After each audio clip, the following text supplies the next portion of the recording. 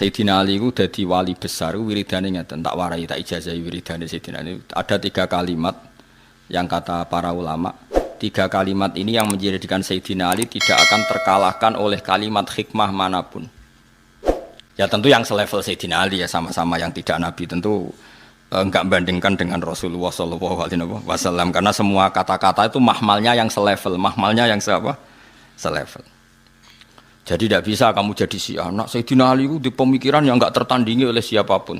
Sawangannya malah nganti ngalahno Nabi sembrono ya ora ono ngene kuwi.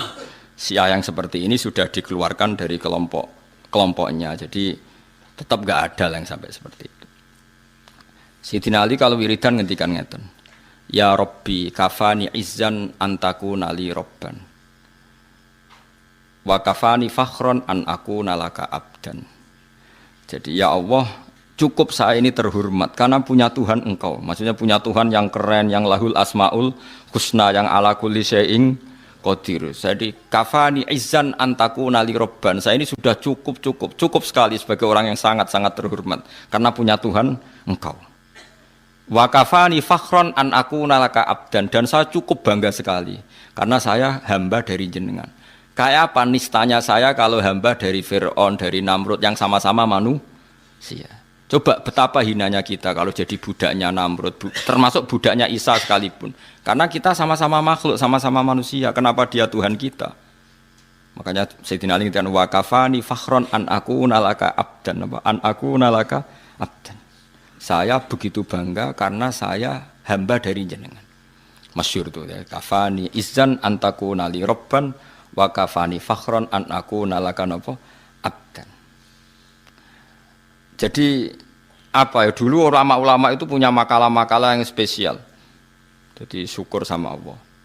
Terus ketiga menyangkut zuwiyat lanat dunya. Misalnya begini. Rungokno ya Mus, kowe kon nerangno kowe rada kangelan. Kowe wis kadung roh wong wedok ayu ning ngarepmu. Kamu kan butuh pertolongan dari Allah supaya tergoda dari fitnah itu. Berarti kowe butuh pertolongan Allah untuk diselamatkan dari fitnatin nisa, fitnahnya perempuan. Dengan kenyataan sekarang, kowe ngaji ngarepe Ruhin, ngarepku ora ono wong wedok. Ya sama-sama selamat, tapi wis kadung roh itu kan selamatnya perjuangan. Nak ora roh selamatnya itu enak, luwih nyaman kan, karena kita tidak tahu maka jadi kebutuhan. Sekarang begini, kalau kamu punya harta untuk mengelola jadi baik ini butuh perjuangan karena kadung punya, jadi mengelola untuk baik itu kadung perjuangan. Tapi nak kue kadung ra duwe kan ra perlu berjuang untuk cara ngelola secara baik. Kue orang arah dihisap, arah takono pangeran. Piye tak kai alpat kok mbok go sok nyombongi kawula aku kan ndak ada gitu ora duwe alpat. Piye tak kei dhek sak miliar kok ora zakat? Kan kowe gak duwe dhuwit. Nah makanya ini kata Sufyan Ats-Tsauri. Cara syukur paling mudah adalah ketika zuwiyat angkal dunya, ketika harta dialihkan dari kamu, maknanya kamu tidak punya harta, tidak punya perempuan.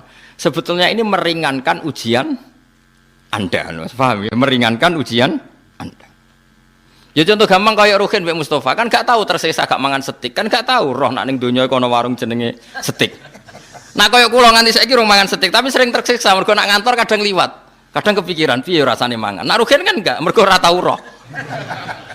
Enak dia enak Ruhin karena enggak harus berjuang melawan kepengen mangan setik ngono maksud. Nah kula yo berjuang, kadang kepengen waktune ra pas. Mau bar magrib mbek lelok man kok wayahe ngaji lek wis ra itu. Nak Ruhin kan enggak perlu berjuang. Nah sebetulnya orang-orang fakir supaya syukur sama Allah caranya gitu. Ketika kamu coba kalau kamu nggak presiden kan nggak perlu mempertahankan status jadi presiden. Coba kita nggak perlu repot-repot karena mempertahankan status jadi ketua DPR. Gak perlu manuver sana sini. Wong kowe ra ketua. Kangelan di kowe ketua DPR. Kangelan mereka. Kamu mempertahankan fakir kan tinggal berjalan saja kan. Wes melaku. Status itu sudah jalan. Nah, Sufyan Ats-Tsauri pernah ditanya, apa sebaiknya kita ngelola dunia? Terus kan dia diprotes. Terus nak wong fakir carane syukur ku piye? Terus beliau cerita, semua yang sudah kamu miliki tentu akan dimintai tanggung jawab cara ngelolanya. Kalau kamu tidak punya kan nggak dimintai tanggung. Enak ndi wong sing ditakoki pangeran mbek ora, enak sing mboten. Ya mulane enak fakir. Terus ketika ditanya yang kaya, lah kula pun kadung duwe, syukure piye? Enak ndi wong tok nikmat be ora enak entuk, ya sanggep bae ngono. Dadi makanya terus gak padha-padha napa padha-padha syukur. Lai balillah fa'bud wa kum minas syakirin. Penting nek wis wani nyembah pangeran kudu wani syukur. Lah syukur ditandai gampang guyu, gampang rileks.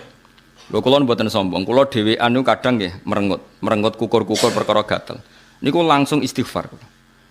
Betapa malunya saya, aku ning kerajaane Allah merenggut sawangane kok gak rido mek kersane pangeran. Niku tok mun kula istighfar. Sampai kula niku isin banget. Karena bagi saya merenggut itu masalah besar, kaya ora rido mek kersane pangeran. Jadi kula nggih berkali-kali lah misalnya dapat informasi yang bikin saya agak susah, tapi anggere eling kayak tok gak rido mek kersane pangeran. Jadi malu sekali. Ya ampun. Nah, yang seperti ini tuh makomnya yang dikatakan Nabi inna min khiyari ummati qauman yadhakuna jahron min saati rahmatillah. Termasuk umatku pilihan niku nak sing guyu banter-banter. Mergo saking yakine jembare rahmate pangeran. Dadi wong makome macam-macam. Tapi ana terusane waya buku nasirran min khaufi adabi. Tapi nak pas dhewean iku sering nangis. Nangis nak menawa bakat mlebu neraka ya kadang. Tapi nak nangis iku sirron apa? Nah, yang seperti ini tuh makomnya yang dikatakan Nabi inna min khiyari ummati qauman yadhakuna jahron min saati rahmatillah. Termasuk umatku pilihan niku nak sing guyu banter-banter. Mergo saking yakine jembare rahmate pangeran. Dadi wong makome macam-macam. Tapi ana terusane waya buku nasirran min khaufi adabi. Tapi nak pas dhewean iku sering nangis. Nangis nak menawa bakat mlebu neraka ya kadang. Tapi nak nangis iku sirron apa? Sirron. Tapi ya ana kiai sing model walian. Tapi niku mboten pati madhab ya. Jadi kalau baleni malih ya. Jadi Sayyidina Ali terus diikuti para ulama. Ke Sayyidina Ali teng tarekah-tarekah di murid jenenge Hasan Basri. Hasan Basri dia murid Habib Al-Azmi terus nganti nggih Ma'ruf Al-Qurhi terus sampai kita sampai Abdul Hasan Asyadili di murid Abdul Abbas Al-Mursi. Abdul Abbas Al-Mursi di murid Ibnu Athaillah napa As-Sakandari terus sampai kita. Era modern ya wonten Said Abdul Al-Haddad niku sing aran Nasihul Ibad terus. Kula niku apal ya. Yang terus terakhir misalnya kita menangi sing aran I'anatul Thalibin Said Abi Bakar Sato. Piyambake punya murid jenenge Kiai Mahfud Termas. Kiai Mahfud Termas ini murid Mbah Fakih, Mbah Hasyim Asy'ari. Terus Mbah Hasyim dugi jenengan. Ya dugi Ansor barang lan aja gedeng Ansor iku sanate ya padha tok Mbah Hasyim napa Asy'ari sembrono iku dadi sing ngaji ya sanate tok Mbah Hasyim sing organisasi ke sanate dugi napa lah ngakonine mbah nak sanate padha nak ngakonine duka penting kula terangno nggih terus dadi wong-wong sufi riyen ku gampang masyhur itu Abdul Qasim Al Junaidi nate ngengken muridé tuku daging misale Ruhin tak kei dhuwit 100.000 Ruhin tukokno daging sak kilo Ruhin teko muni ngene Gus ora cukup regane daging sak kilo iku 120.000 jare Abdul Qasim Al Junaidi ya wis nak ngono Ruhin gawe murah wong 100.000 mboten cukup malah gawe murah. Lah ya ora sida tuku. Larang nak kowe kepengin tuku. Angger gak sida tuku rak dadi murah. Jadi wong sufi dhisik ku cara ngadhepi ku gampang. Ya yes, pokoke ulama dhisik ku cek enteng ngadepi donya ku cek gampang. Kaya Kanjeng Nabi misalnya. Iku ketok anak Nabi tenan. Nabi nate rawuh saking perjalanan, wangsul takok Sayyidah Aisyah. Sah bubur harisa sing mbok sediakno kanggo aku iku endi? Aku kepengin mangan. Sayang ya Rasulullah bubur itu sudah habis karena tak kasihkan orang. Jawab Nabi, enggak, yang kamu kasihkan orang itu malah yang masih. Jadi Nabi itu dulu kalau memahamkan orang supaya senang sedekah itu ngendikannya begini, saya masih hafal. Wa hallaka mimmalika illa ma tasaddaqta fa abqaita wa labista fa ablaita wa akalta fa afnaita. Misalnya saya punya uang 1 juta.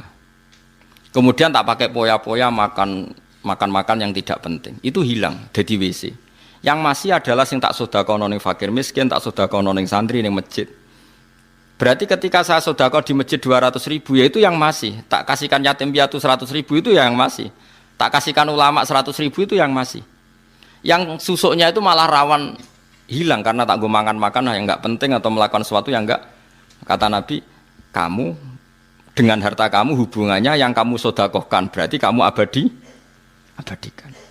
Berarti kena duit 1 juta kok sedekah 200.000 ya itu yang abadi. Sehingga sahabat itu udah gampang sedekah karena merasa itu yang abadi. Makanya Nabi Ibrahim kalau mau makan ngajak yatim piatu, ngajak orang fakir. Karena dia takut semua makanannya ini nanti jadi WC, tapi dengan mengamalkan kan ada yang jadi amal yang abqaita yang abadi. Jadi disebut ma indakum yanfadu wa ma indallahi napa? Apa yang kena kamu pasti hilang, tapi yang nanti menuju Allah abadi. Seperti saya misalnya ngajar di sini. Waktu yang saya tak pakai leha-leha lihat TV, mungkin waktu yang hilang. Tapi waktu yang tak pakai ngajar tafsir Jalalain itu mungkin yang abadi. Sehingga saya tidak pernah merasa semulang Mustafa gunane apa ndak. Ini waktu yang abadi. Senajan to ya ora mesti iso minterno wong, itu kan takdir. Kan ngaji ra wajib pinter, sementing ikhlas engko gak mlebu swarga. Wis golek pintu sing guri-guri lah kan sementing mlebu. Ora penting liwat ngarep, malah ra sopan iku dalane para nabi, liwat apa? Soal ilegal liwat gures ilegal lah, yang penting mlebu di bangkok ngarep ra sopan.